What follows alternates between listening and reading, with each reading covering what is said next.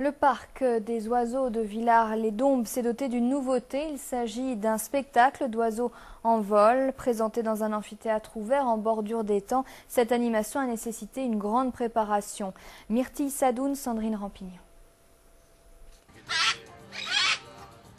Des perroquets qui papotent, un cormoran-pie qui sèche ses ailes en passant par le petit somme du Nandou de Darwin.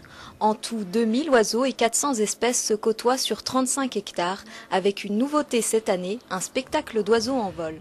L'idée, c'était de créer un spectacle autour des oiseaux, autour du vol des oiseaux, mais en gardant un peu l'âme du parc des oiseaux de Villars-les-Dombes, donc avec une grande diversité d'espèces, avec une notion de liberté, enfin en tous les cas d'indépendance des oiseaux, donc, et surtout pas faire des choses aux oiseaux qu'ils ne feront pas naturellement dans la nature. Donc ça a été l'idée première, et à partir de là on s'est trouvé un fil conducteur autour du vol, c'est l'essence des oiseaux, puisque l'acquisition du vol chez les oiseaux leur a donné forcément des sens auditifs, visuels très très développés pour pouvoir se mouvoir dans les 3 dimensions. C'est des choses très importantes pour eux.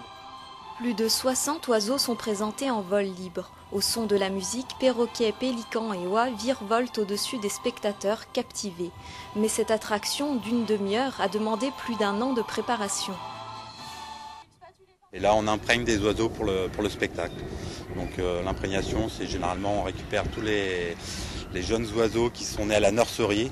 Donc on va les voir tous les jours, on s'occupe d'eux, on les nourrit un petit peu, on leur parle, on leur fait hop hop hop à chaque coup qu'on leur donne à manger, pour qu'ils s'habituent à notre présence et à nous voir.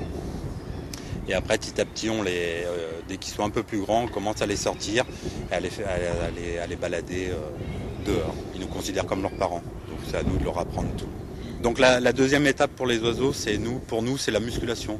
Donc plus on travaille l'oiseau et plus il se muscle, c'est comme un athlète, plus il va travailler et plus il sera performant. Une préparation physique pour les oiseaux, mais aussi l'aménagement d'un amphithéâtre ont été nécessaires. Celui-ci peut accueillir jusqu'à 850 personnes. On voulait une scène qui était ouverte sur l'étang central du parc, qui est un petit peu le poumon de notre site. La deuxième contrainte forte qu'on avait, c'était une contrainte d'intégration paysagère, parce qu'on ne voulait pas que ce site-là devienne une verrue paysagère, hein, surtout compte tenu de sa dimension. Et puis, troisième préoccupation, c'est de rendre le site pluridisciplinaire, parce qu'on va y accueillir tous les jours des spectacles d'oiseaux en vol, mais on souhaite également accueillir régulièrement des événements de type culturel et artistique. Et donc ça a apporté une vraie complexité à la conception de l'ouvrage. Avec 220 000 personnes par an, ce parc est le premier pôle touristique de l'Ain. Cette animation devrait augmenter de 20 à 25% sa fréquentation.